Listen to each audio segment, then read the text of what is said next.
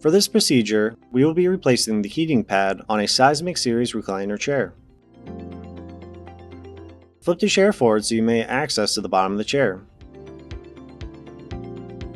From the back of the chair, lift backing flap and locate connectors and wire as shown. Then disconnect all the wires from the connectors. Flip the chair back to upright position. You will need to disconnect the backing of the chair. Locate the two locking pins on the left and right side of the chair. Disconnect the locking pins and pull off the backing of the chair and set aside.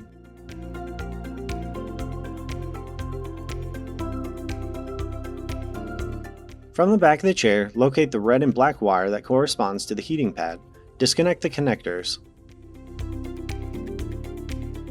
Flip the bottom part of the chair towards you so you can access the back of the seating cushion. Unzip the backing of the cushion to gain access to the inside of the cushion to locate the heating pad. Locate the red and black wiring from the heating pad and pull out from the opening of the bottom of the chair. Next, pull the wire out from the foam of the cushion opening. This will allow the heating pad to become free.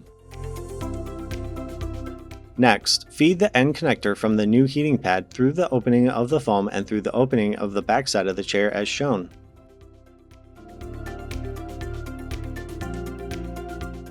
At the bottom of the chair, pull the access wiring through until taut. Insert the new heating pad in between the foam padding and the top layer of the cushion, making sure that the top side of the heating pad is facing the top layer of the cushion. Make sure the top surface of the cushion is smooth and all extra wiring is pulled taut, so that the seating surface is smooth for seating comfort.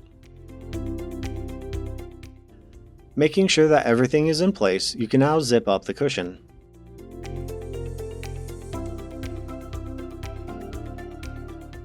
At the bottom access of the chair, locate the heating pad male and female connectors and plug them together.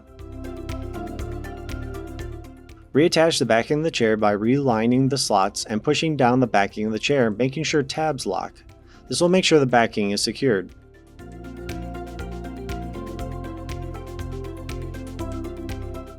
Then reattach the unplugged wire connectors to the correct labeled wire connectors.